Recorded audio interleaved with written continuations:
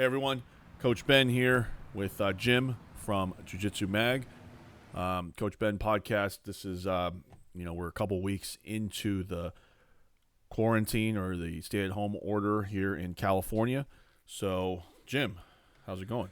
It's going well, hanging in there. We're a good solid month and a half. Well, let's just say solid month, 6 weeks. It's at least a month. At least a month, right? Because I shut down my academy, I believe before March 10th. So I think it was like the first Saturday of March.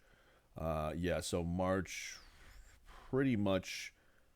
I think March 9th was like my last class. Okay, and we're late April right now, which brings us to Almost 2 months. Almost 2 months. So which brings us to your academy. You're a business owner. Yes, sir.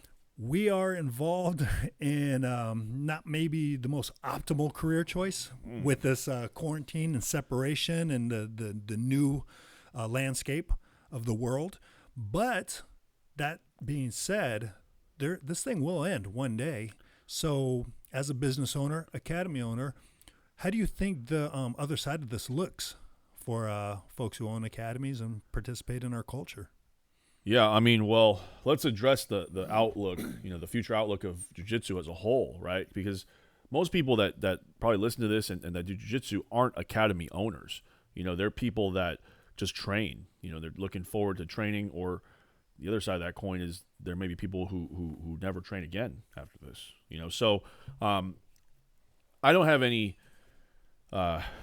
well, actually I do. Let's get my biases out there before we talk about this, because it's important to understand how the biases work, because it's gonna direct what I say. It's gonna direct what I say. So you already mentioned I'm an academy owner, right? So do I want things to return back to normal so I can continue on running my business and everybody can train and we can be happy? Sure, yes. So my bias is that I would like for this to have never happened, but that's not realistic, right? But just putting that out there, because I am an academy owner, I'm going to have my views different than somebody who, doesn't own an academy, or maybe, isn't a black belt, just started training jiu-jitsu like a couple weeks before this thing. It depends on who you are, right? So I have many things to say about this, but the outlook of Brazilian Jiu-Jitsu or Jiu-Jitsu as a whole, I'm a little bit worried. And, again, this is coming from somebody who would like nothing more than this to have never happened, And the reason I'm a little worried is because I kind of think about the long-lasting effects that this is going to have on society, right?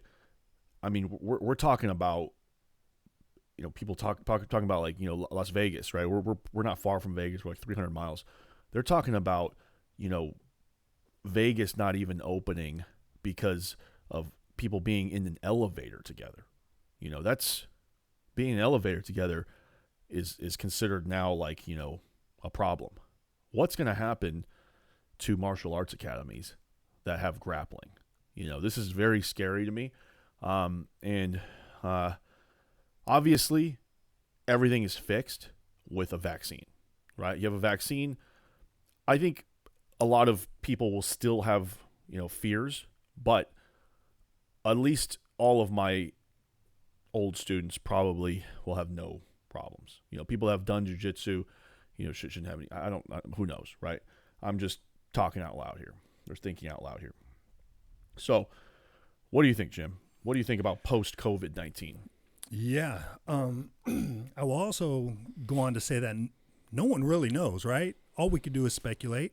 And I think you have a very solid point. This is for people in the jiu-jitsu community, no matter what angle you're looking at it, it's a very scary thing to ponder. Yeah. Because and this is something I've been saying to, some of my friends, is that when you endure an injury, a regular physical injury, you break an arm or you break a leg, whatever the case, you have physical rehab, you have physical therapy on that.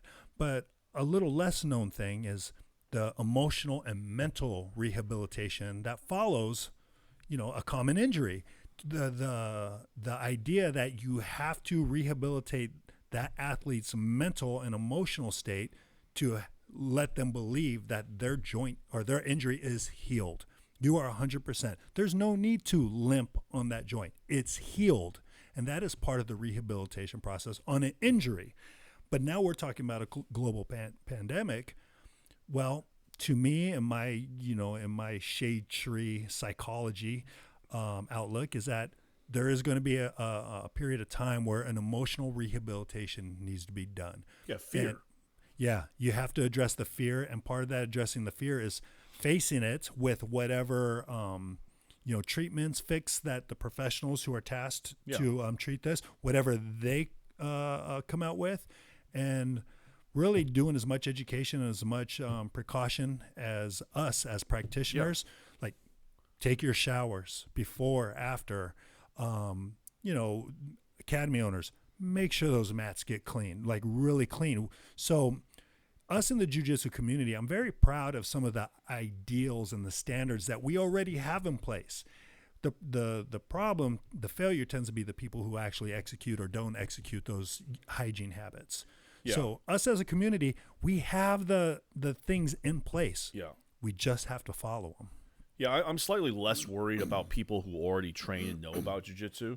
I'm more worried about the growth of the sport. Right. That's a problem where, you already have stigmas attached to jiu-jitsu, right? Sweating on people, touching, dirty, viruses, bacteria.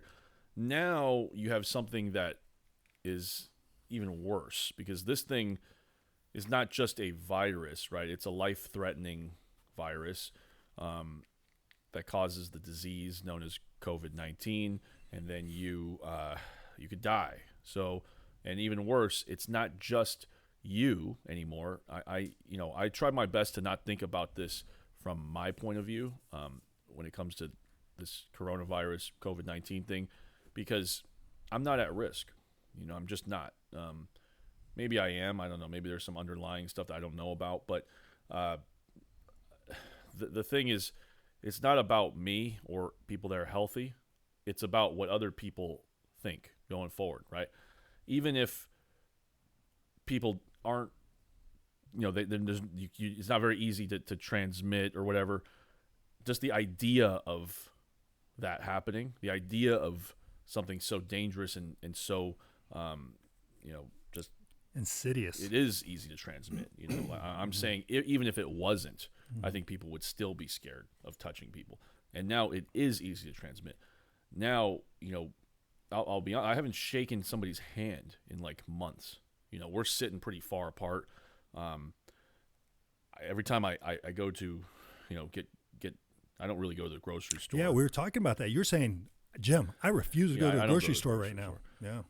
I just think like, isn't that the opposite of like social distancing? You have people like in there wheezing and coughing and talking and sneezing. And I get all my groceries from this local market next to my house. I mean, it's not the greatest place to be buying meats and things. I've been eating like smoked stuff for a while because it's like an Armenian little market. But all I really need is, some bananas and blueberries and some chocolate and some eggs. I'm milk. I'm good. So anyway, I go to like a coffee shop, right? I try to support this coffee shop that is next to one of my client's house. I still do in-home training with my client. We both been tested for coronavirus, by the way. I'm negative for the virus and for the antibody. Yeah, antibody. Yeah. So I haven't gotten it apparently, and I don't have it currently, which is, who knows? The test might be flawed, but either way. Anyway, so my client, I go to my client and I go to this little coffee shop. Man, I'm telling you, people open the door for me, I'm scared to like touch the door, and I'm not really scared, but it's just like, it's the new normal. It's in here. Yeah, it's in here. Yeah. I'm just like, oh God, and so if I'm feeling that, you can expect I'm pretty non-risk adverse. I take risks. So you can imagine somebody who is risk adverse. I mean, there's people who have, I don't know if this is true or not, but people online, other people saying they haven't left the house in like 40 days. Let's just keep it real. I've left the house pretty much every day. even if it's just to go for a walk. Yeah. You gotta leave the house, man. The walks, yeah. So, and to that point, Ben, yeah. I really do feel for the people that are afflicted with, just in normal circumstances, any kind of social anxieties, germaphobes, they exist. And, these are real mental conditions. People that live alone. Right. It's got to be hard for a lot of people. And I really do feel for, folks like that. Yeah. I don't, want to bring any political stuff into this because there's no point. But ultimately, you will find a lot of politics in this stuff. And I think, I don't even care to bring any of that up, but the survival of businesses and the survival of the economy as a whole, I think is important to talk about. I think, I don't even consider myself to be really an entrepreneur. I'm just a guy who started several businesses, and I worked pretty hard, put my life savings into my business, put pretty much every paycheck I had for years into the business. And I want to open, and I want to make money, and I want to help, develop jiu-jitsu. But going forward, is that the right thing to do? And is that going to be possible, based on the new guidelines? Right. So, the reason I said the thing I said about, political is because at the end of the day, I think everybody has a bias, and everybody is going to say the things that, are going to benefit themselves, So people who own businesses, right, like me, I generally want the economy to get started back again. I want to get to work. That's my purpose in life. And then there's people who maybe they don't own a business, but they live off somebody else, or they work for somebody. They may not want the same things I want, right? They want to make sure that nobody dies from the virus. Older people at risk, and there's nothing wrong with that thought. Okay, and I agree with that. And I think my bias and their bias needs to kind of talk to each other, because I have a business, and I want my business to survive this, right? And they don't want people to die from this who don't need to die. But there's a middle ground here, and that middle ground is things like unemployment being directly correlated with death. I think it's like for every 1% going up in unemployment, it's like 40,000 people die or something. This is a population study, I believe. Mm-hmm. There's increases in crime. When the unemployment goes up, when people don't make money, they get desperate. My boot camp, my one of my gyms, got we had a break-in, and they stole my air bikes. This was like Saturday, I think. This was last Saturday. They came in at like 3 a.m., busted the door, came in, stole the air bikes, and left. The police came. You know what they said? They said they have never, ever responded to a break-in at a gym. Oh, wow. So those people who think, we just need to save the people and the economy doesn't mean nothing. You think again. Okay, everyone's got a voice. Everyone's got a consideration to be dealt with, and either direction, left, right, whatever. You got to think about balance, and also about this is a complex subject. So anybody taking a vehement stand against another position, I think is almost certainly in the wrong, or not understanding nuance. There you go. I think that's the key right there. Extremism has never really been the key to anything. Mm. But the philosophical mages of the past. The yin and yang of life. It's all represents balance, and I think even faith-based beliefs all go towards a balance of some sort, and that's where the truth lies. And it's like the old saying, there's his side, and then her side, and then the truth. Right. So, in the whole spirit of the discussion, there's a balance in the middle. Right. And I don't want to dwell on that, because Sure. it's more of like a it's like it's a divisive thing, right? Yeah, I right. don't care. Most of the time, it doesn't matter to me. It's more about finding all the available evidence and then coming to my own conclusion. I think if everybody did that, then we wouldn't be so hardwired to pick a side and then die on that hill. Right. Right. So anyway, that's more of like an abstract thought, right? So let's go back to the outlook of BJJ, right? Once this stay-at-home order lifts, right, it's not going to go back to, all right, let's just go back to normal. There's going to be phases, right? Based on other countries, there's phases. In fact, I don't own a business that is essential, but I know that if you're an essential business, there's like a checklist, right? So I suspect that as a non-essential business, as soon as they lift this stay-at-home order, this quarantine, you will now function. Your non-essential business will now have to go through the same guidelines as an essential business during the stay-at-home. Mm-hmm. So meaning that social distancing may be continued for another 2 or 3 months. Now, if that happens, it's going to be very bad for martial arts academies. In fact, I would say another 3 months of not being able to get people through the door, get signups, return to somewhat normalcy. I don't know if I can survive. I can survive for, I would say, another month and a half, based on the generosity of my students, based on the fact that I don't rely on my academy for income. I have a full-time job basically outside of my academy, and so what can we do, right? So I'm coming from a business owner standpoint, but as a jiu-jitsu student, there's nothing you can do. You sit and wait. That's it. See what happens. From a business owner standpoint, you need to be doing everything in your power to try to save your business, right? So I've applied for loans. I've applied for grants. Got denied for all the grants. I believe the Grappler's Guide sent me $40. Thank you to Grappler's Guide, because I guess they had some kind of a fund and I got $40.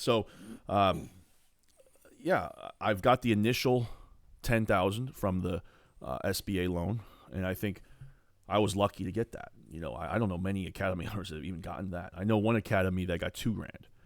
I got 10. And that's just because my payroll is a lot. I have a lot of people on payroll. Right. I did not get the PPP loan. I've been denied, and so I have to reapply. What else? Well, going back to the spirit, Yeah. or the topic, Yeah. is on the other side. What does this look like? Ben, let's say June 1st. I'm speculating. Well, that's actually the date that I plan to reopen. June 1st. June 1st. Okay, so let's speculate here. What does June 1st look like? What are some of the things that you anticipate the landscape looking like? It's still a long time from now. It does seem so long. I would assume so. Gracie Baja has already kind of come out with their own like back to normal schedule. Not back to normal, like when you can open. Like, what do you do? And there was like a system of, first it starts with, your it's non-contact, then it's like minimal contact. And I actually thought it was not bad. It wasn't bad. And it's, people are shitting on it already because like maybe it's too soon or something. I don't know. But June 1st, to answer your question, I suspect June 1st that a lot of my classes are going to be very, very structured in a way that is going to minimize contact with too many people. That's really the only thing that I feel like I can control well. So, for example, I have kickboxing at my academy. I'm probably going to expand kickboxing because kickboxing is something you can do with social distancing. Another thing is, I suspect this to be normal going forward, probably for not forever, but for a while. When you come in to train at your academy, you probably won't be rolling with everybody in the room anymore. It'll probably be, okay, you drill, you come in, you pick a partner, you get 6 feet away from this person, the next group, you drill with that person, and you train with that person. And you train with that person the whole class.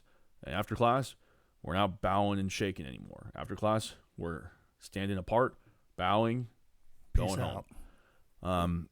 You got to be very careful in the locker room, too.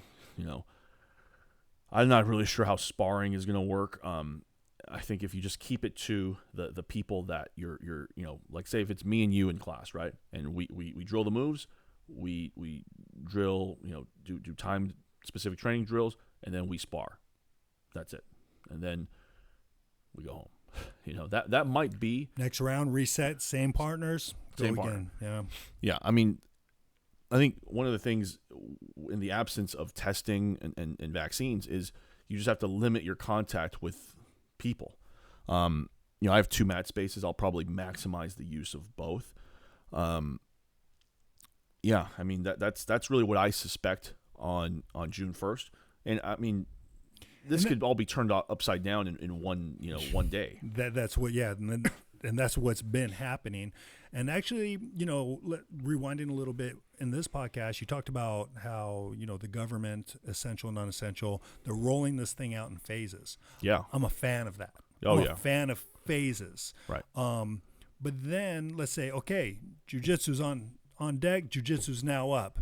But to have those sub-phases, I will just call it that, to where in Jiu-Jitsu Academy, we also have a set of phases, which is, okay, we're going to do, minimal contact drill, and then minimal training partners, sparring partners, whatever you want to call it, until we grow into a normal. I like that idea. Those are very good approaches, I believe. I think if there was a possibility that some kind of test can get rolled out very quickly, where it's just a finger prick, or even better, some kind of test that doesn't require, I think even fingerprint, you have to go through at least a nurse practitioner or something. I don't know. I'm not sure, but again, it comes down to some sort of testing. If there was testing, then we can be a lot more liberal with this. So, like, say, every week we're testing, guys. It might cost the gym $500 to get that many. Whatever, I'll pay it if that means that everybody's going to be safe, right? That would make things a lot easier. Then we can probably be a little more liberal with our training. Just make sure we keep testing every week. If you get, if the problem there is if anybody has it, then you got to shut down the whole academy, right? So there's a 2-week period. It's going to be rough. But you're armed with the idea of informed decision making, and that's what it comes down to. Yeah. Now, I would say that if you have any risk, if you're at risk, you're older person, you have, obesity, you have some diseases, it might be over for you, jiu-jitsu wise, for the time being, right? Like if I was 80 years old and I was training jiu-jitsu happily before this, that might be the end of jiu-jitsu for me until vaccines, which is, another 12 to who knows 16 months. Who knows? So who knows, right? So anyway, that I think is, we're just guessing, but that's just what may happen. Now,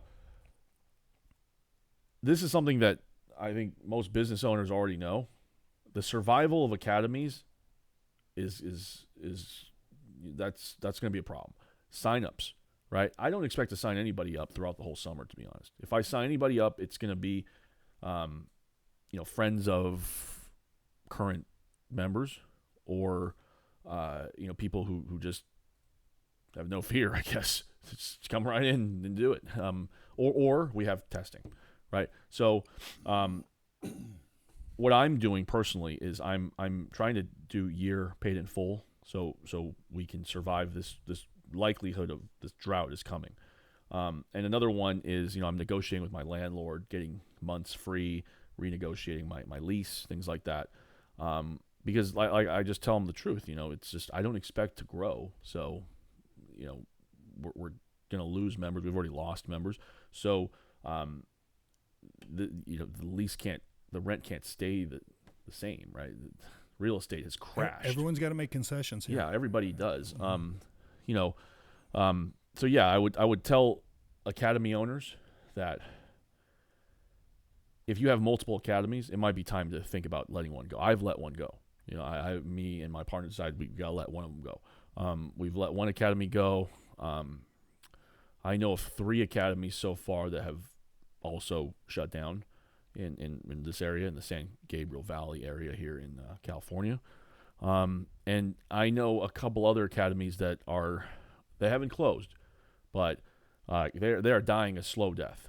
Like unless a miracle happens, they're going to close within the next 3 months. So, we talked about a lot of bad things. What can you do if you train jiu-jitsu, if you own an academy, if you have you're an employee in an academy, whatever? What can you do? All right. I think if you are a practitioner, you're a student of an academy, you need to do your best to support the academy, not by continuing to pay when you're not getting a service, but instead maybe just paying for the year in full, because you continue to pay, whatever, great. That's not going to save the academy. Okay, there's going to be. I actually think it's wrong right now for academy owners to make their students continue to pay unless they're offering something of equivalent value, which I've already kind of thought about in my head. I can't do it. I'm not an expert at online stuff. I was doing Facebook Live for a while, but I just did it for free. And I've paused all my memberships since April. So if you are an academy owner that can provide that value, or if you already have the infrastructure, great, and people are willing to pay, great, charge them. But I would say that most people should think about, instead of trying to support their academy through paying like 1 month membership, wait till the academy's back, pay for the full year, get a small discount maybe, pay for the full year. That way it's an infusion of cash that will help your academy a lot more. I already did the math. If I have 10 members do a year in full paid in full membership, I'm going to survive for the next 6 months, no problem. If I get 0, then I'm going to have to raise some money. But so that's it. What can you do as a student? You can do that. What can you do as an academy owner? You can either do your online classes, or you can just kind of set up a way to get a quick infusion of cash while maybe you're applying for loans and grants and things like that. And then as far as the future outlook of signups and how people are going to be interested in doing jiu-jitsu, I'm not sure about this. This is something that, man, I don't know, man. It just seems like for people to be okay with that, it's a little bit far-fetched right now. But again, this can all be fixed with vaccine or improved testing. Training with everyone probably isn't going to happen for a while. I think that's just impossible. Small group training is going to be where it's at now. So yeah, I think as far as I'm concerned, that the future outlook is uncertain. I don't want to put a negative spin on it, but I am a little worried. Any positives, Jim? Help me out. No, you were doing fine. And going back to the whole idea of balance, I think that was actually a pretty balanced outlook on it. It's not all doom and gloom. I mean, the fact that there are some ideas that you get with small form grappling. When you're done, I have a few more positives. Okay. But I think just having a plan like that, ideas of small unit grappling, yes, small groups, that's great. And I think that takes into consideration people's concerns and the reality of today's landscape with what we know at the time. And until reliable testing is available for everyone, there's always going to be that little edge of concern. But the fact that you're not rolling up or unfurling the white flag here is like you're coming up with some ideas. You're going to be ready to go on our fantasy date of June 1st here. Oh, as far as I'm concerned, it's June 1st.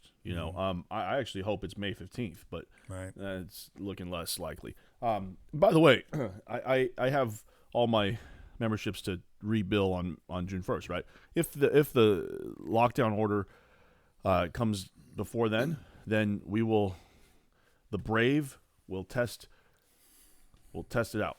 And we'll see. Right. We definitely use the term brave right now. Yeah, we definitely gonna have a lot of protocol in place. I'll tell you what, I can't wait to get on the mat, man. I can't wait. Yeah. So, okay. So what are your shining spots? Yeah. Okay. So this is not just martial arts or jiu-jitsu. This is fitness, health and fitness as a whole. I think after this, the main thing is people are gonna start taking health and fitness a lot more seriously, right? Who dies in this COVID-19. Yeah, who's considered the high risk, right? People that are unhealthy. Yes. Generally, it's the unhealthy, right? Previous condition, comorbidities, things like that, right? Age is a factor because not really the age itself, but as you get older, you tend to accumulate more and more problems. So that people are older, that just kind of, it's a correlation, right? So hopefully after this, a ton of people will want to exercise, right? Some sort of exercise. Everybody should be exercising. Exercise has a ton of benefits toward warding off disease. This is not an opinion. This is pretty much consensus, fact. Second thing. So, yeah, I already said this, but the people that are in good health will have a better outcome when they're exposed to the virus. And we're talking about being active. We're talking about, questioning your diet, assessing your diet, and putting that into practice. Yeah. Also, another positive is that people are going to start not just taking their physical health, but their hygiene is going to improve, right? If you didn't wash your hands before this, you should now, And I'm going to be honest, I'm not the greatest at immediately, after rolling, just immediately cleaning myself. Right now, I will be. I don't have a shower at my academy. Maybe it's time to get a shower now. It might cost me $30,000 to get a shower, but it's something that might be a necessity. Yeah. Right. So another positive is that, and this is actually something that's great for jiu-jitsu, is jiu-jitsu people generally have pretty good hygiene, because of we already are dealing with viruses and fungus. Ringworm is a fungus. Viruses, there's like mat herpes and things like that. We're already dealing with these things. So, that's a positive, right? That's like, jiu-jitsu academies are actually probably more advanced than some. I'd rather be on the mats a lot of times than be at, somebody's garage gym, which they haven't mopped that thing in 30 years. So we have kind of a leg up. By doctrine, we're squared away in the jiu-jitsu community. By doctrine, things like this are essentially always a concern, or should be always a concern. But now we have this much greater entity to hold us to the standards that are already in place in the jiu-jitsu community. Right. So follow the rules. Something that's a little more abstract is a positive to me, is that this is going to advance technology, right? Zoom classes. Who the fuck was doing Zoom classes? Now everybody's doing Zoom classes. Now I think most academies, if they're smart, they're going to have some kind of online component no matter what. It has to be already done. Because what if this happens again in November? You just spent all this time, but boom, COVID-20 hits. What you going to do now? Yeah, that's a very good point. So a lot of fitness gyms adapted real quick, right? Because fitness is you can do on your own. Jiu-jitsu is very different. Who's the next person that's going to invent, the online way of jiu-jitsu, right? Do you remember how badly the jiu-jitsu community just shit on the online learning things? Oh my god! Oh, who's doing the online thing now? Who's shitting on the online things again? Go ahead, reveal yourself, right? Because now you have no other choice. You have to learn online, right? So maybe it unwinded some of that archaic thought, right? It's like, oh, you can't possibly get a blue belt on the internet. What if I touch you and you die? What about then? Then can you get a blue belt on the internet? Well, let's make some guidelines then. See, now at least that dialogue is open, right? If you're shitting on online training right now, you're an idiot. You're an idiot. It's just you have to. There's no other way, right? What you gonna do? So yeah, that those are the positives. I'll reiterate them. People are going to start taking physical health a lot more seriously. People, not just jiu-jitsu. Jiu-jitsu, we actually have the leg up. Everybody is going to take hygiene a lot more seriously. Bathing, washing your hands, not, touching stuff and eating stuff. There's just a lot of those things. Viruses, and then third was, what was I say the third one was? the innovation, right? So technology, right? So advancing. It's times like this where if you look at all the startups in the last depression, 2008, it was 2008, 2012, one of them, but either, I think 2008, a bunch of companies were started, and they're now the leaders in their industry. Because why did that happen during the depression? It's because we had all this time. Probably we had all this recession. Yeah, we had the recession. Yeah. What did I say? Depression. Yeah, that's recession. Sorry, recession is what I meant. No, probably depression. Well, Great Depression was a recession, right? It was a great recession. Yeah, it's the next stage down. Yeah. Next stage down. So yeah, we had a recession. All of these innovations came out, right? Yeah. Who is going to innovate now? In not just in jiu-jitsu, but in everything, right? So online, academies need to think about another source of income, right? Maybe now jiu-jitsu academies are not just jiu-jitsu academies, but they're also online retailers, right? If you open up a jiu-jitsu academy, maybe you're a quarter of your jiu-jitsu academy is a warehouse for your online retail, because everybody, Lululemon is killing it right now. Have you seen Lululemon stock? No. Killing. Why? Made in America. It's just, everybody's at home in pajamas. Lululemon clothes can be pajamas and workout gear. So you're killing. So anyway, that's it. That's we didn't really plan for this episode. We just kind of dug right in, and these are just my thoughts off the top of my head. Anything else, Jim? So any other outlooks? No. I like those points, and I agree with you lockstep on each one. People are going to have to get creative. We're going to have to. It's a new landscape shaping up right before our very eyes that no generation before us. I don't want to sound like a Gary Vaynerchuk or like these like gurus that try to motivate people, but if right now you're not doing something online, you better start. If any time gives you a wake-up call to start doing something online, a channel, retail, just a profile, doing something. Yeah, if you're struggling in these times and if you're looking for answers, looking online may be a viable option. I think it's the only option, to be honest. There's like, what are you going to do? You going to get a job right now? Who's hiring? Yeah, well, there's some people like in the construction fields and things like that. But come on, Jim. A whole different topic. I couldn't even mount my whiteboard.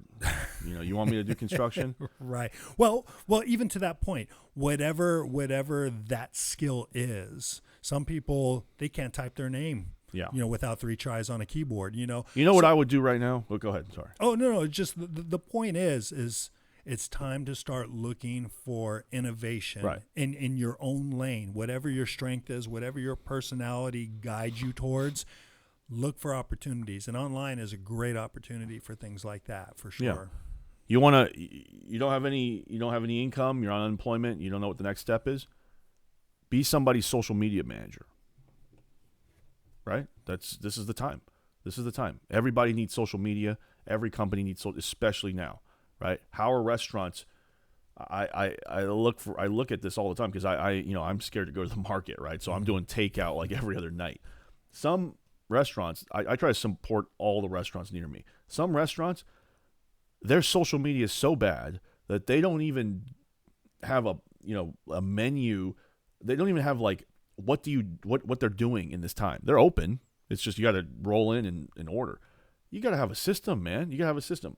Be somebody's social media manager. Help them out. This is the ways to innovate. So yeah, that's not really jiu-jitsu related, but these are times where you should try to innovate things, right? The last thing, because you can't train probably, doing your solo drills is great, but they all, can only take you so far. This is probably the time, at least if I'm speaking to my students, learn about jiu-jitsu, learn about the history of jiu-jitsu, learn about, competition scene, learn about, watch that instructional that you bought like 2 years ago that you never finished. This is the time. Read books, podcasts, audiobooks. I like that one a lot. Those are good recommendations. I think it's been for me, this has been really good to talk to you about, your view on the future and what it looks like. Because I think all of us, to a certain degree, are kind of struggling and trying to look at the future, trying to picture the future. And then once you have a picture in your head, you could at least act towards something.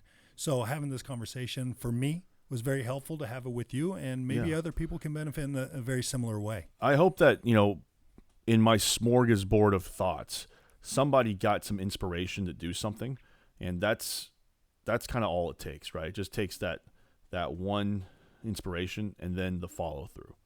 That's it. There it is. Well, good take today, Ben. Patreon, you have a Patreon account. What does that tell the people about it? Patreon.com/Coach BZ. Again, me and Jim, we don't have any sponsors. This is kind of just what we do to, just stay connected. Stay connected to the community, and we're hoping for some sponsors. But in the meantime, Patreon.com/Coach BZ. Make sure you follow Jim, Instagram, and myself at Jiu-Jitsu Mag, at Coach BZ. My YouTube channel is also floating around somewhere. You can look for it. And Jim, anything else? No, social. Cover your mouths when you cough. If you're not wearing a mask, you should be wearing a mask. But anyways, no, be good to each other, be good to yourself, and man, guys, thank you for the support in the community, the people that hit us up on the side, and our DMs. We appreciate you, and be safe, be well. All right. Shout out to Muscle Farm. Muscle Farm.